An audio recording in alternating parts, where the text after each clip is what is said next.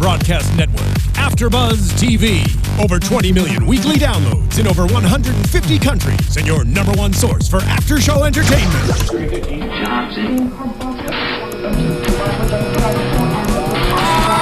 AFTERBUZZ TV, the destination for TV superfans, producing after shows for over 300 of your favorite TV shows, interviewing celebrities and showrunners, and bringing you behind-the-scenes exclusives. All thanks to E! Entertainment's Maria Menounos, producer Kevin Undergaro, and internet leader Akamai.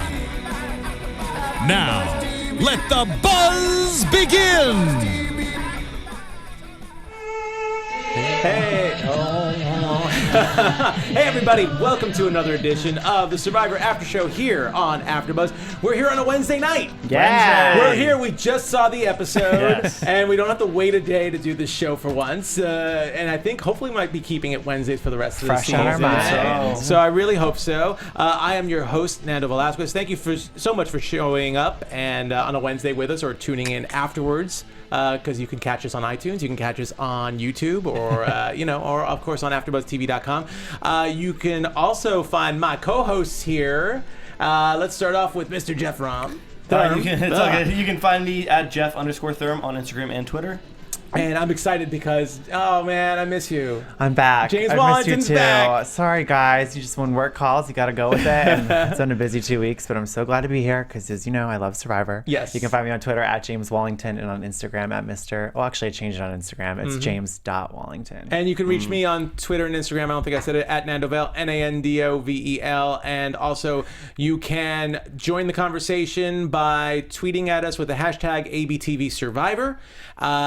And also, we have some special guests. They don't want to be on camera, but James brought his family along. So my mom and my dad. Yeah, and they are both huge Survivor fans. I Big felt like fans. Woo! Yeah, that's Well, I have to take some credit for that because I remember when the Super Bowl for way back in the day when Australia premiered after. Yes. I stayed up late to watch it when I wasn't supposed to, and I remember them coming down and they were like, "What are you doing up still? You weren't supposed to stay up." And they sat down and watched it with me, and now Another hook. here we are, Another season hook. 30. It's just like that. That's how powerful Survivor is to this day. 30 seasons late, 29 seasons later, and it's still a family event. Look at that for you guys. You bet. It's beautiful. It's awesome. Let's talk about this episode. Let's keep it real. Let's All right, keep it guys. real. Let's keep it real. Wait, Keep it hold real. on. Yeah. I forgot to tell you. Oh yeah. Today is a very important day in TV history. Okay. It is April 8th, right? Yes. And if you're a super fan of Survivor, I'm a super nerd. So when I saw this article, I was like, I have to share the wealth with everyone else out there who's a super fan of the show. But on Decider.com, they released this. On this day in 2004, an episode from Survivor All-Stars aired, and an iconic moment happened. It's when Boston Rob stabs Lex in the back. Wow. Yes. So I just wanted to share that with everyone because I saw it and I was like, oh my God. That's a huge episode. It said, and the headline is, "Today in TV history, Boston Rob stabbed Lex in the back on Survivor." And that was in 2004. Yeah. I was a freshman in high school. I still remember that season. That was a Crazy. great season, and kudos to Decider. That's the New York Post. That's the New York Post online edition. So that shows you. Survivor New York Post, still holding strong. It's man. still holding relevant. strong. Thank you, New York Post. Thank you, Decider, for that. That's awesome. So speaking of people who from Boston who like to stab people in the back and do all sorts of crazy things. Boston look at Rod. us. Boston Rod. Boston Rod was the name of this episode's Keep It Real, and Boston Rod is the guy who said the name of the title of this episode because that's what he does. That's what I do. I keep it real, Yeah, and it's the worst. especially after that tribal council was hard. It was so hard coming back after what happened. I thought it was interesting how quick he was to automatically accuse someone. To accuse Mike, I don't know if it was necessarily Mike's fault. I mean, Jen played an idol. Yeah. So it's not Mike's fault to have Will vote for Haley because at the end of the day, wouldn't he have gone home anyway? Well, Yeah. Rodney was saying that Mike changed the plan after they told Will, right. and was just like, no, after we told Will, we changed it, and if we hadn't changed it, we stuck to the plan like we told Will, but the plan all along was to tell Will the wrong thing, so Rodney's just delusional. Well, yeah, that was an interesting scene with him and Will after Tribal because Will was freaking out because I guess he felt incredibly vulnerable to his no-callers because he was the only one who voted Haley, so they were going to wonder what the hell happened there. He was afraid he was exposed. And, of course, Rodney's still trying to convince Will, and at the same time his hatred for the other blue collars for letting his bro Joaquin go, is still there. Right. So he's still trying to convince Will. It was very interesting, like very Shakespearean moment there between the two of them. They both obviously had different thoughts on their mind, and it's funny how for those of you who do tune into scenes from next week, because I know some people don't, they were like teasing that this was like a power couple, but really that was the only scene we saw between Rod and Will. Yeah. Will is still like, I don't know. And I expected Will to go way crazier. I mean, he went kind of crazy, but he was just lied to. He was just used as a pawn, and that was like it. Will's just boring to me. Yeah. Like, Will, there's just no reason for him to be on the show, in my opinion. Like, he's just falling off the wayside. He's not playing the game. He's just a vote. Yeah, if you want to see Will having any fun, just watch that Jay Leno clip with him. That's about the best we've seen of Will. That's the most entertainment you'll see. Then you will see in 5 seconds on Survivor. With him. Yeah, I agree with that. So weird. So we also see, Rodney's interesting because obviously we know he's going to, if he gets his way, he's going to betray the other Blues because he's just waiting to do that moment. But at the same time, like, he can't get along with the no-collars. Like, he's not keeping his options that open. We see him fighting over food with Shireen and with no collars. So 3 scoops, but I'm telling you, put in more. Like, he's like on a power trip. He's crazy. He's just got way too big of a personality, and I think it's just rubbing people the wrong way. Because if you come off too overbearing, you're gonna go home. Yeah. So Rodney, you're shooting yourself in the foot. Well, luckily, I've been saying that for weeks. Though. He's still there. Yeah. Yes. Well, luckily there are other more or just as many powerful personalities that come into play as we see this episode later with Dan. But we'll get into that. Well, let me say this. He did say in one of his interviews that he was calling Joe and his 3 Stooges. Here's where I'm frustrated. Okay, I like Joe. I think he's a cute guy. He's playing the game like he's a physical player. Yeah. But to me, he's not playing the strategy until tonight we saw a little bit more of that. Mm-hmm. But I would say it's more like Jen and Haley that were really running the show with the No Collars Alliance, because Joe just didn't seem like he was strategizing. Well, I think I agree with you in the sense that Joe was by himself in Escamecca when they did the switch around. He was by himself. He was incredibly vulnerable. He's not really calling all the shots like they think. If anything, he's just a really strong player. Mm-hmm. And I feel like people are giving him more credit than I think he deserves. Mm-hmm. I mean, don't get me wrong, I'm a Joe fan and I love watching him, but as far as saying he's like one of the best players we've seen on this show so far, no. Physically, yes, but not. He doesn't embody all 3 strategies. I think I think if he stayed with his tribe, if he stayed with Nagarote when they did the switch, maybe you could say, strategically he's playing really, really well. Yeah. But he didn't really get a chance to adapt in the new tribe, and the only thing that really saved him was he was in a powerful tribe with a bunch of other people, and then that little switch around to get Joaquin. Otherwise, he was gone. True. He was totally gone. So he had a lot of luck to survive so far. But again, he was the golden child, and everyone seemed to feel he was the golden child for early on. So, we were talking about the not the immunity challenge, but the reward challenge, that he was going to win that one handily. It's like he's got a target on his back. Well, even Jeff said, if you didn't have one before, you have one after this episode. So he's just incredibly vulnerable. So I mean, it's a good question. Should he keep playing as strong as he does, or not? I think he should keep playing at this point, he can't afford not to. Now that after we see what happens in this episode, he's almost all alone. It's like the moment you lose, you're going home. So you have to give every challenge all you got. Yeah. And in this case, winning the reward was kind of a benefit to his strategy. And this is where I felt like, okay, now I'm seeing Joe as more of a player because he picked really good people to go with him on the reward. I'm like, now he's playing the social strategy better than before. Like by picking Tyler, which I thought was great, Will, someone he's already had on a tribe with, and then Mama C and Shireen. Yeah. I thought those are like a great 4 people to bring on the reward. Well, he picked nobody from Blue, which I don't see why he would. And then he didn't pick Jen or Haley because they're already tight. So it's like, part of me, if I was Jen or Haley, I'd be a little pissed, but then at the same point, they have to understand what he's doing. Right. Yeah. But, kudos to them because they weren't pissed, because you always see the shot of someone going. The only shot was really Jen saying, "I hate you, Rod," after his outburst. After his outburst, which is a totally different thing. But, what did he say? He was like, I'm the one that needs the most food out here. He's such a victim. I'm sorry. The guy doesn't shut up, and for such a strong guy, he's such a victim. He's like, I need food.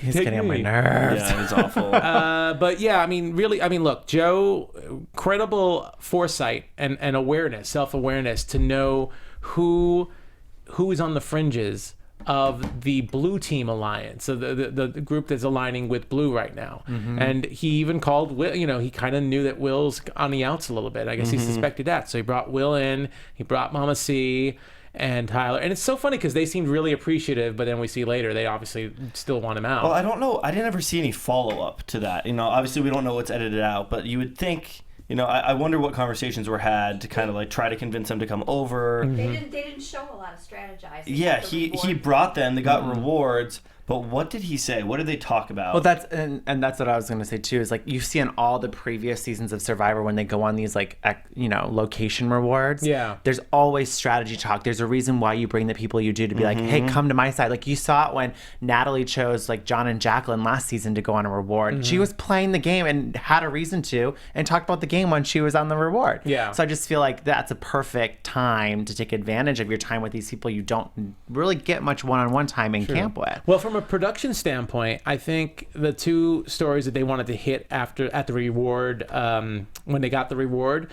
was Shireen, because that was kind of cool. That whole episode with Rodney trying to pull rank and then all of a sudden take it back and be, I'm keeping it real, we're 7 strong, whatever. But to see Shireen, the look on her face when she was like super fan and she got to go. That was cool. And also Dan being super fan, but he didn't get to go.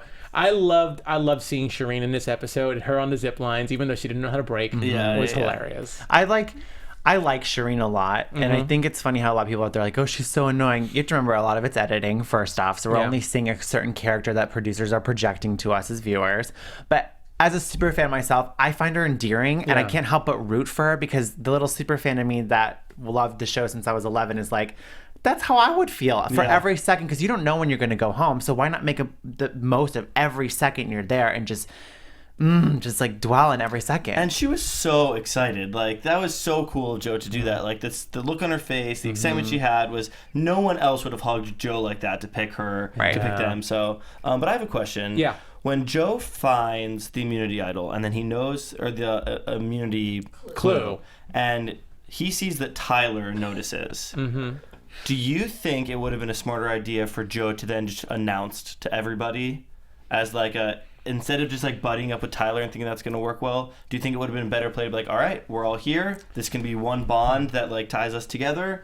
And, do you think that would have been a good strategy or not? I think there could have been a little benefit to doing that. But if I were Joe, I wouldn't have made it so obvious. Like, sure, it could have been, it looked cool on camera and funny for him to be like, all right, and trying to drink his soda and have the hit immunity idol go in his mouth. But that was such a risky move to take. I would have just held the bottle and pretend like there was more in it until no one was looking, and then done this in my lap or something. It was just so obvious, like not a smooth move. That was not slick at all. Well, yeah, I guess so. I mean, I'm surprised that Tyler was the only one that caught it. It was kind of cool to see him do that. The whole thing was really funny, the sequence of it. To answer your question, at least for me, I think it really depends on the player. Knowing Tyler the way we seem to know him, and there's always somebody who you think might flip and then never flips, and Tyler seems to be that person this season. Oh, yeah. We want Tyler to flip so badly with the no collars, and he doesn't. Knowing that, if Joe knew that Tyler was that kind of person, maybe it'd be better to announce it to the group. But again, all of those people, like, I don't think Carolyn obviously doesn't seem to want Joe there either. Will might be able to be swayed I think with enough pressure, and Shireen of course would too, but I think it would have been a tough one. In hindsight, it's easy to say he should have, because of how Tyler went and just like told Mike right away. Yeah. But which I just can't believe he did. But well, I mean, part of the game. That was a beautiful, the reason why I don't think they talked much strategy is because they were focused so much on Shireen and then on the whole immunity idol clue. But you have to admit, that whole segment with the search for the immunity idol, they did not disappoint. They teased it was going to be an awesome one, and it was classic. It was everyone hunting for Joe, trying to find it.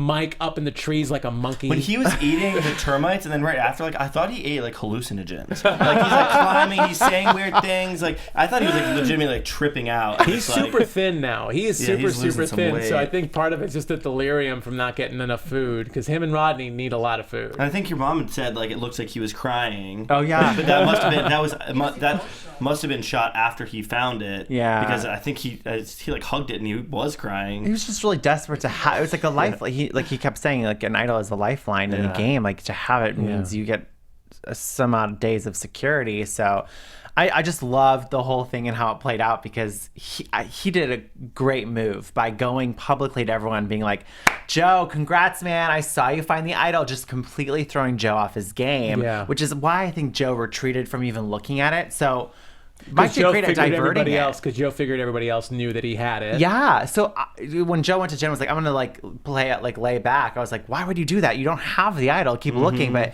Mike, it played out into his favor, because since Joe backed away, Mike's like, now I can go look for it. Yeah, it backed everybody away. It went from 10 people looking for Joe or Mike. The idol to Mike climbing trees, eating termites as long as he wanted. I mean, look, you got a 6'5" guy he's huge. hanging out in the trees for God knows how long.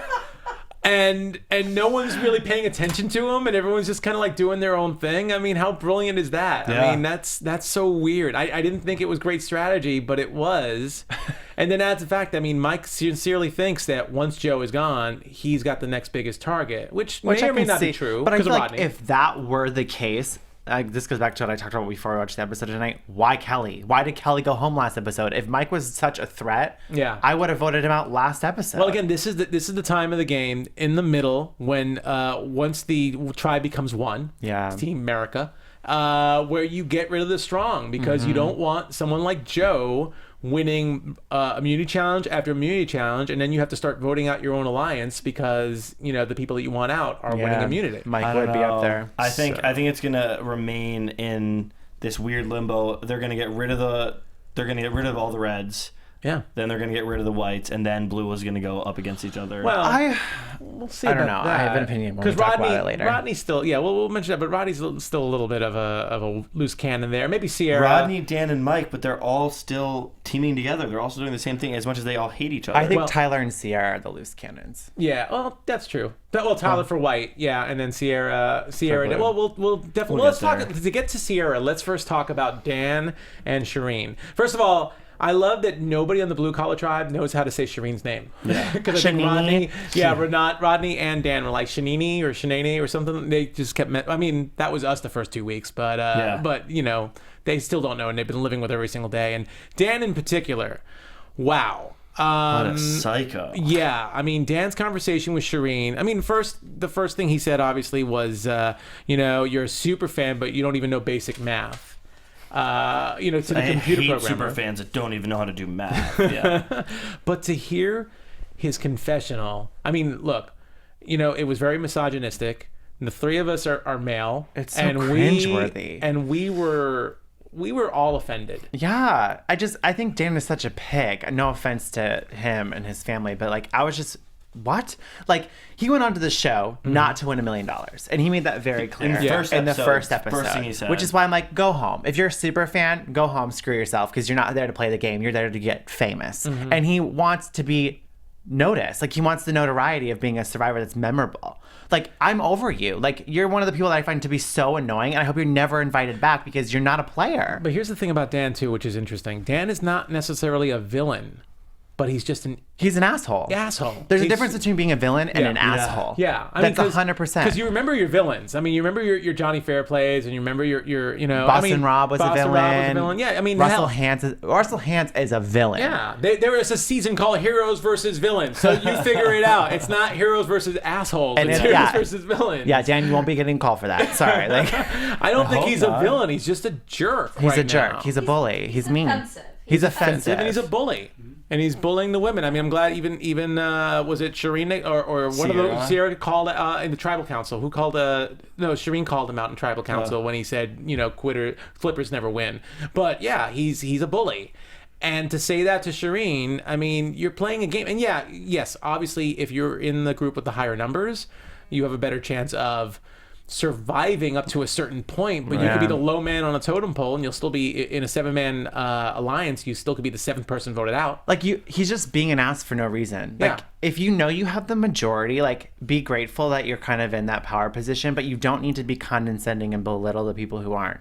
That's not playing a social game. You're literally screwing yourself over every time you open your mouth. Yeah. Just stop talking. I just think that's him. I don't think he's trying to be anything. That's I think true. When he was apologizing to Sierra, he doesn't know how to apologize. Yeah. He's extremely offensive. I don't think he's trying to do anything. I think he's actually trying to play. Yeah. But he's just such a freaking idiot that he doesn't know how to. And when he's telling Shireen all these things, all these awful things about her, and he says, "I'm just trying to be nice." It's like you're delusional if you think you're being nice. He legitimately thinks he's being a nice guy, being helpful, by being like, you suck at this game. Yeah. I'm being so nice by telling you. I mean, I will say, look, obviously we're giving him what he wants this episode we're by talking about him, but right. I really don't think, like, when you see, especially the way the season is so far and how it looks like it's ramping up, I don't think he's going to be as memorable as he wants to be at the end, because people don't really want to remember stuff like that. No.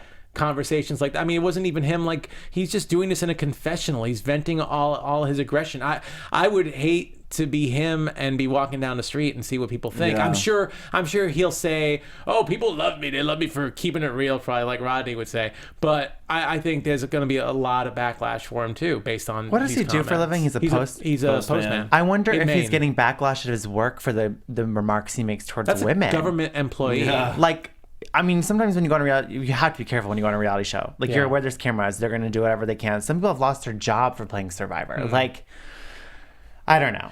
Dan, and it goes back to the notoriety. Like, that hat that he wears, he's trying to be like a Rupert, who's known for his tie-dye shirt. Right. Dan is trying to be known for his little newsboy hat. Like, Dan just needs to go. Like, he's not a player. He's a waste of space. I think just there's like a cockiness to him too. I think it's like, "Oh, I'm on Survivor. I could say whatever I want." It's like, well, you're gonna learn that no, you can't. In a year, no one's gonna care because you're gonna be a player who's been on a reality show. That's it. No one's gonna remember you.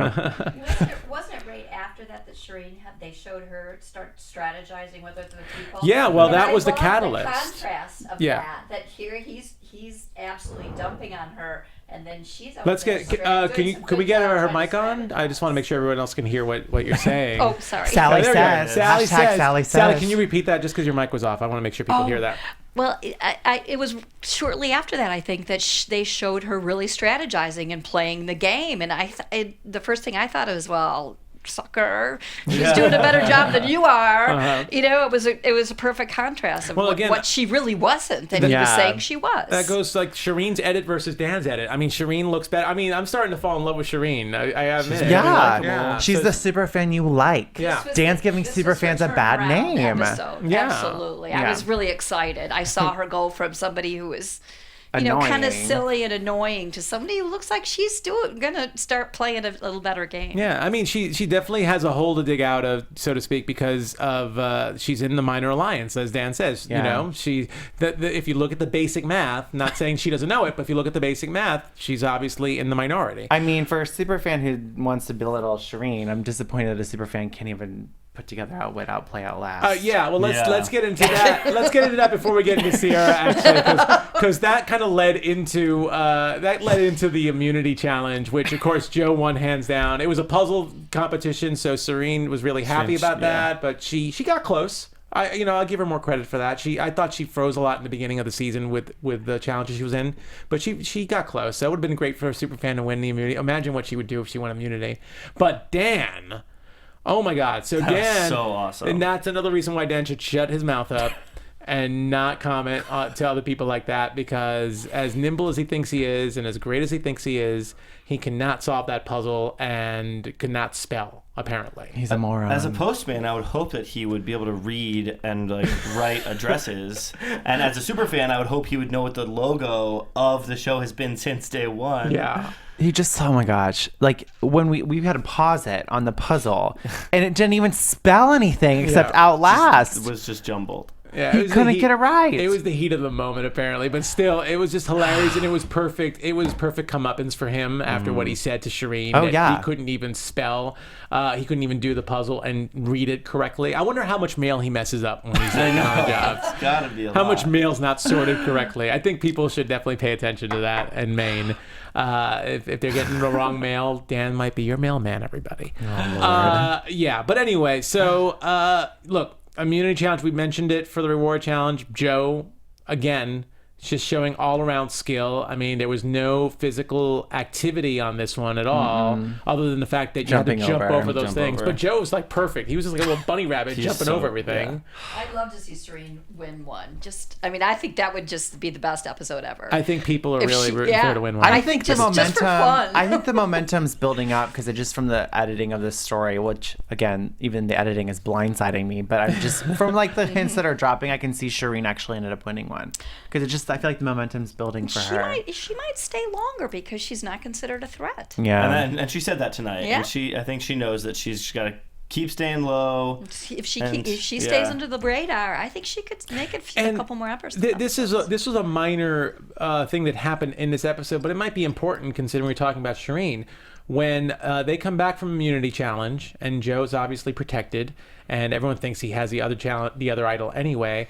I think it was Dan said, "Let's go vote out Shireen," but it was Tyler and Carolyn who was it? There was some changing around there, right? So Dan was saying that somebody from White Collar has to have the idol, and so they were talking about how Shireen must have it, but then Tyler and Carolyn were like almost defending Shireen. Yeah, it felt like they might have been defending Shireen a bit there, and which I find weird because we definitely see that Carolyn and Shireen did not want to be on that reward, with Carolyn, but Shireen is officially a no caller. Yeah, and then so now we have Carolyn and Tyler as the only white collars left. Yeah, but it was interesting that they were still like kind of defending their own. Yeah, it was interesting. Or Tyler was at least. It was interesting to see Shireen getting defended by that alliance. You know, I think obviously. Well, Dan's reasoning to vote out Shireen is 100% personal. It has nothing to do with strategy. Like, again, Dan needs to keep his mouth shut. He doesn't know how to play the game.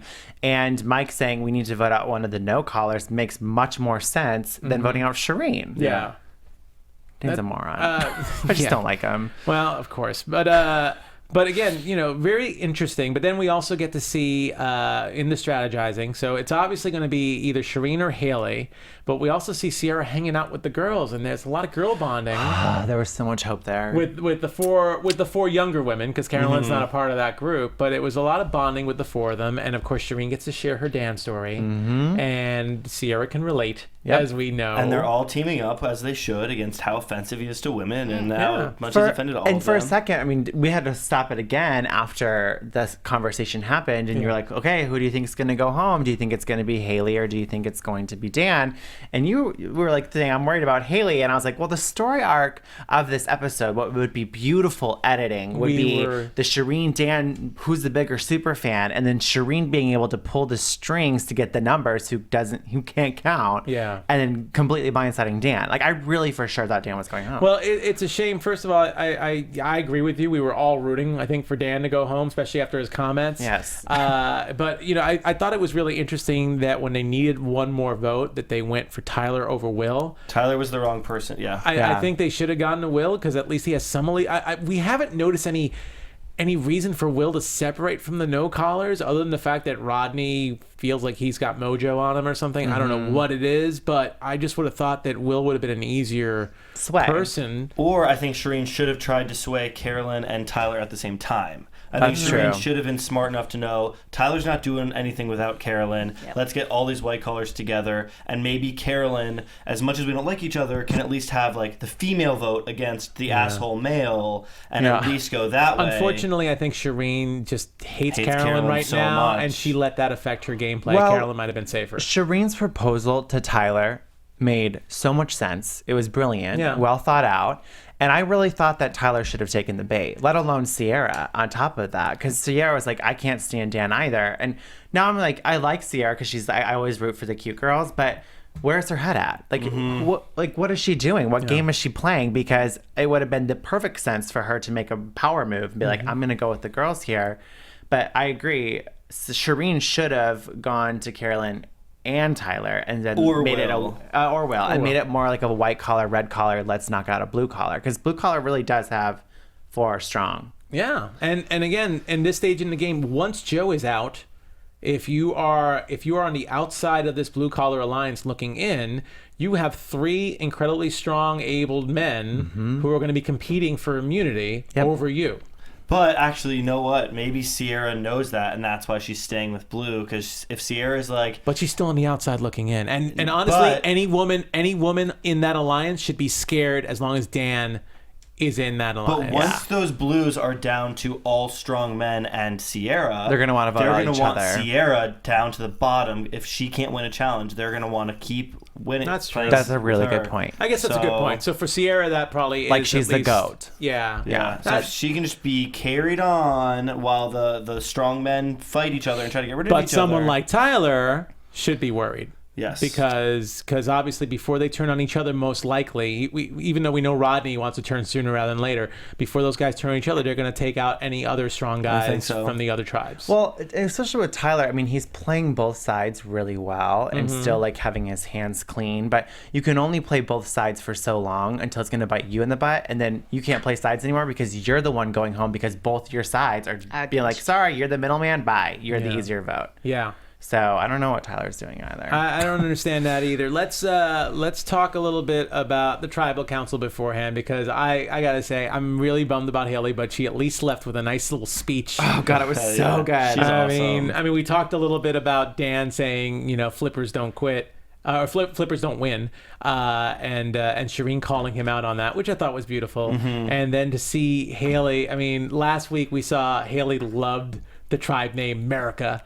Because she thinks the Constitution is equivalent to the Bible, and she's a student of the law. Yeah. I mean, she loves it. I know for a no collar, she definitely seems to be really, come on, the Constitution is a book of rules, and you kind of figure no collars go against the rules. So I think that's why they liked her, because she was like so not what you thought she was. Yeah. But I love that speech, the colonists. I want to call the Minority Alliance now the colonists, because I really want them to win. I think that's what we should call them. But I mean, it was a really good tribal council in general.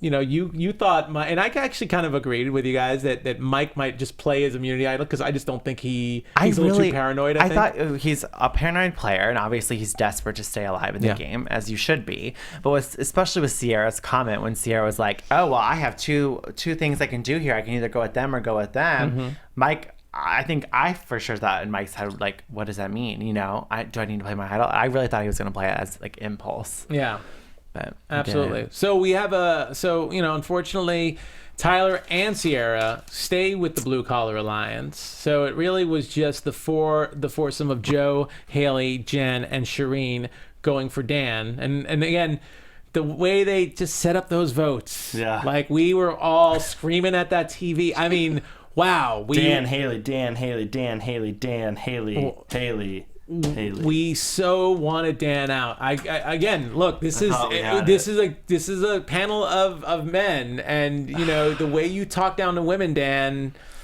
I don't know. I'm guessing. I think you're married. I think you have a ring on your finger. So I hope you don't talk to your wife like that. I love Haley too. I loved Haley. I'm a huge pro Haley, so pro Haley, so anti Dan. So this was just like too And that's where you have to give kudos to the editors, because throughout, again, I love to like dissect the editing and figure out what the story arc, what's going to happen. It made so much sense if Dan was going to go home and have Shireen knock him off his high horse. They blindsided us. But that hashtag blindside, that's a hashtag blindside not only on the players but the audience as well, because I did not expect Haley to go home. You had an inkling. I was pretty sure, but then I was convinced that Haley didn't get enough screen time for her to go home this episode. Because you guys are thinking too much into it. Well, I was surprised they didn't go for. I just felt for some reason, I'm surprised they didn't go for. I love Jen. I don't want Jen gone, but for some reason I just felt like Jen seems more of a threat than Haley to me. Yeah. Although, we'll talk about that in a little bit. But Jen does seem like more of a threat to me than Haley. And we talked about this last week. It's like sometimes the choice seems kind of so random. Like it interests me that they went after Haley. But again, I mean, last week's pick was felt a little random. Again, with the I would think with the majority of people in this tribe not being Rodney, Mike, or Dan, I would think you would target them. Like get that blue collar lines, at least whittle them down a little bit, and then have your options open to switch. They're just too many right now, I think, and it's looking pretty bad for anybody who's not a blue collar. But I really do think Rodney's going to end up jumping ship. I think Rodney's itching to make a move. Yeah. I think Sierra is itching to make a move, but it's always people are too, chicken ass to really make a move. Jen's about to be super pissed at Sierra. Well, Yeah, probably, because once she realized, I mean, she realizes the 4 people who voted as opposed to the 6. And Jen and Rodney are never going to get along. Yeah. So, I don't know, man. Ciara and Dan are never going to get along. Shireen and Carolyn are never going to get along. It's literally anybody's game. It's anybody's game. It's so funny because I keep hearing that this cast is so tight, and I've heard a bunch of them went to visit Dan in Maine. I wonder if they'll visit him now after this episode. They were just in Arizona visiting Joe, too. Yeah. And I kind of wonder if Joe and Jen have a little thing going on. I wouldn't be surprised. Just some pictures I saw on social media. I wouldn't be surprised. I wanted Joe and Haley to happen. Me too. I was so pro that. And can I say kudos to just about everybody except for Will, because if I was going to spell Haley's name, I would spell it what I would think to be the normal way. But everyone seemed to know how to spell Haley's name except for Will. Will spelled it the way I probably would have spelled it if I didn't know. But I'd say kudos to everyone for knowing Haley's name enough. It's probably because she wrote Haley the right way on the flag. I mean, he probably doesn't pay attention to detail because all their names are on the flag. Yeah. He probably just didn't see Haley's name spelled that way. Again, Will, I don't know what the hell Will's doing, but he's still there. Flipping and flopping along, and he's somehow still there. And Rodney's in Rodney's pocket. So, I think we pretty much hit all the major points right now from the episode, which again, really, really good episode, and really, really good season. So let's move on to predictions. Yes. Well, how about a trivia question? And now, we'll do that too. Your AfterBuzz TV predictions. Okay, even though we did the Sally? predictions bumper, we have a trivia question from Sally. Sally Wallington. All right, you're on.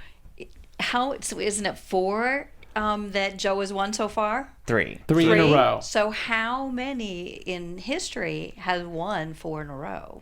The only one that I can name off the top of my head, Colby. It's Colby. Colby's the obvious choice. I think Ian from Palau, and I think Ozzy did too. I would say Ozzy and Colby for sure. Ian's a maybe. So do we think he's going to win again? Because Joe? that's going to be the whole key to the next episode. Joe does have a little Aussie flair to him. Well, we're talking about, Joe does have an Aussie flair to him, but we're talking about immunity challenges in a row, or just 4 challenges in a row, because then immunity. Yeah. So Joe's only won 2 then, because we're counting because we're counting the reward in there too. That's true. Yeah. So I don't know. That's a good question. I mean, at this point, I think Joe has to keep winning. Yeah. Unless somebody finally flops. Otherwise, he's going home. He's going home. And everyone thinks like Joe's this master strategist, keep it with his minions and everything. So I think Joe is the biggest threat in this game.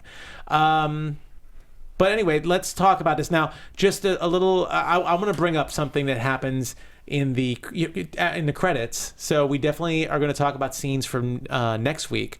So if you're the kind of person that doesn't want to tune in to scenes from next week, doesn't want to be spoiled at all, this is around the time you're going to want to tune out for a good minute or so. So I think the big thing that I noticed, unless you guys have another prediction, I think the big thing that I noticed is they're talking about Survivor maybe quitting, calling it quits, and they kept showing Jen. So what do you think about that? I think it's all hype just to get people to talk. Jen, to me, seems like a pretty level-headed person. Yeah.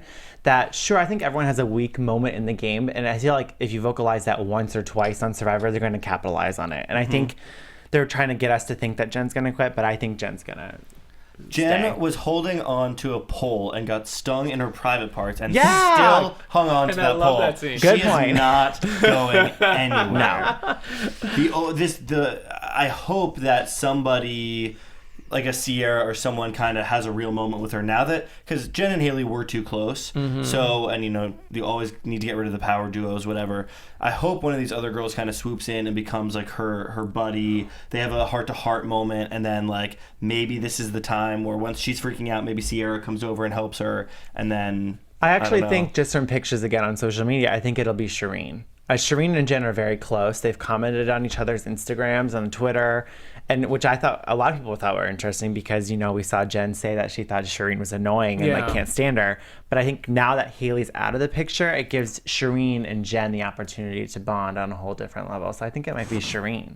Even though, again, it should be someone outside of the alliance just to give them more of an edge, but I think it'll be Shireen. Okay. So Shireen and Jen, you think are going to bond more? Yeah. And do you think do you think Rodney, the question I think is, when is Rodney going to blow up?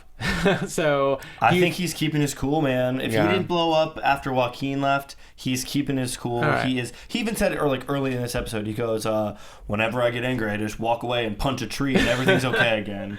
Like, what? So do you think all 7 are going to stay strong then next week?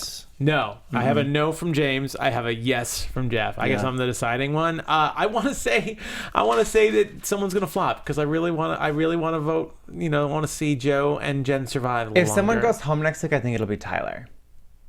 I think it'll be Jen. I don't think Jen's going home anytime soon. I think Shireen. I think it would be it'll be smart. Shireen either. I think it might be smart at this point for them to send votes Tyler's way. I think it'll be Tyler. Okay.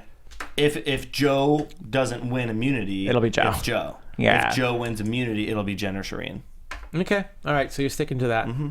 I feel like Shireen's going to do something. I think Shireen is going to pull some sort of move like, Tyler, you didn't flip with me last time. And I think she's going to go to Mike and Rodney or something. Because I feel like Rodney's so on edge about making a move that if they play on those emotions, because he's so on that edge, ready to jump, I think that someone will flip. And so because Tyler is playing both sides, I think it'll backfire. I think Tyler could go home. All right. Well, I think I don't want to say this, but I'm going to say Jen. I'm going to say Jen's going home.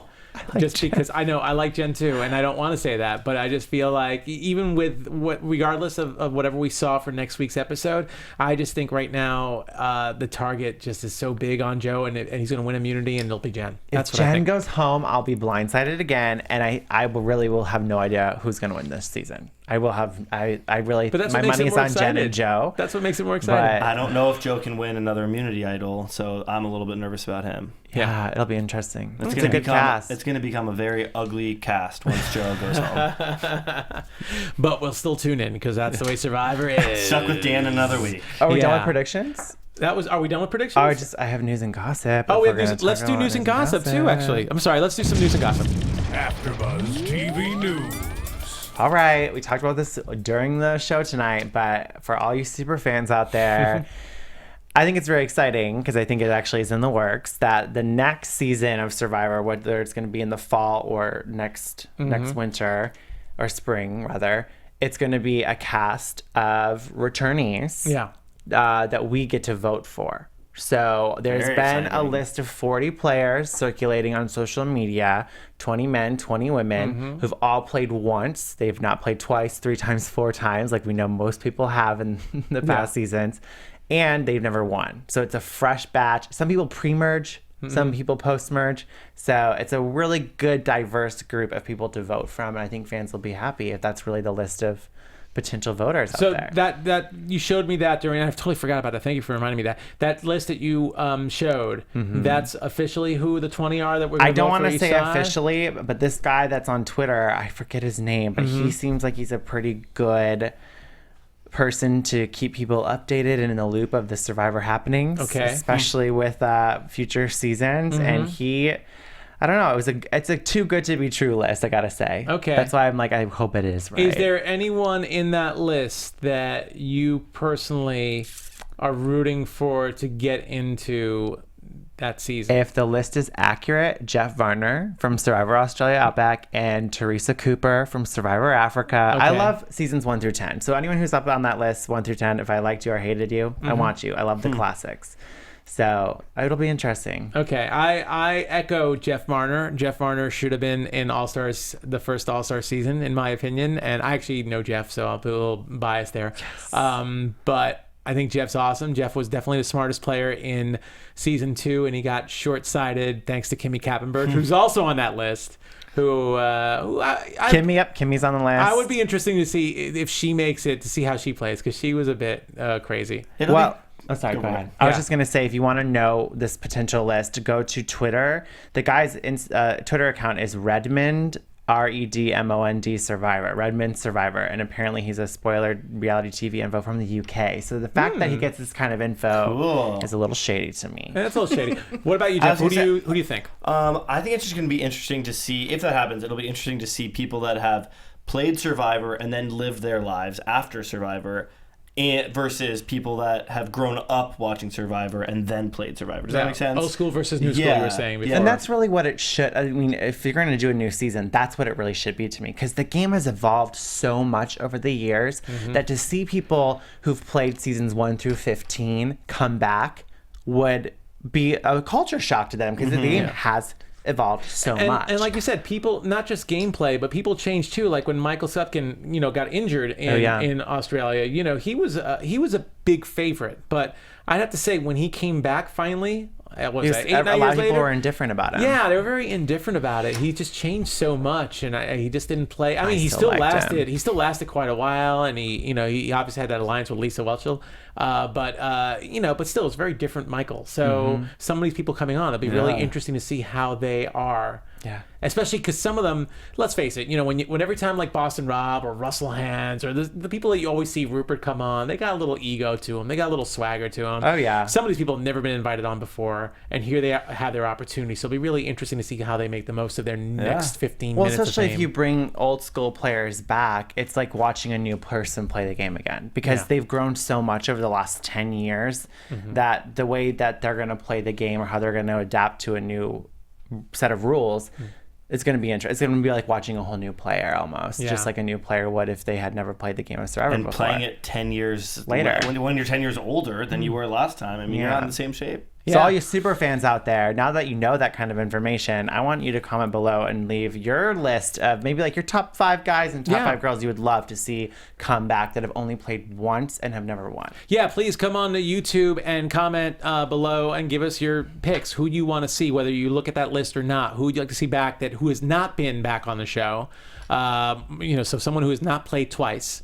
And let's find out. It was interesting. I think at the beginning of the season, they were asking. Jeff was talking about. Probst was talking about.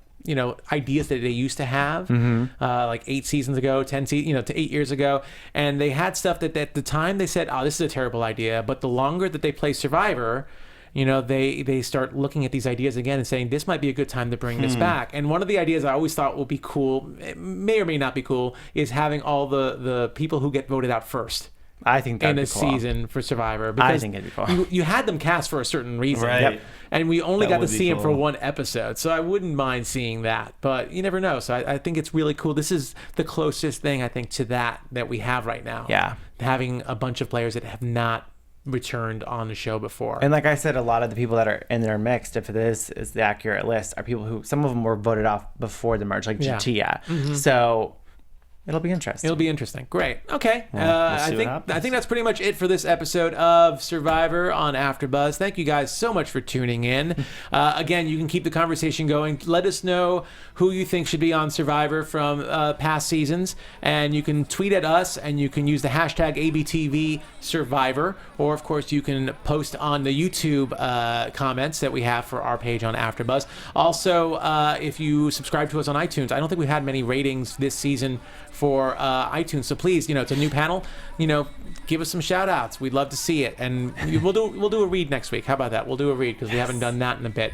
Thank you so much, guys. Where can we catch you? Where can we tweet at you during the week? Tweet at me at Jeff_Thurm. Looking forward to talking to you guys. And you can follow me on Twitter at James Wallington and on Instagram at James.Wallington. And I will be attending Reality Rally this weekend. So if you want to see me mixing with a lot of other reality stars out there, definitely follow me on social media. I'll be posting pictures, sending out live updates. I'll be there with a few of my Capture castmates who are flying in tomorrow, including my sister.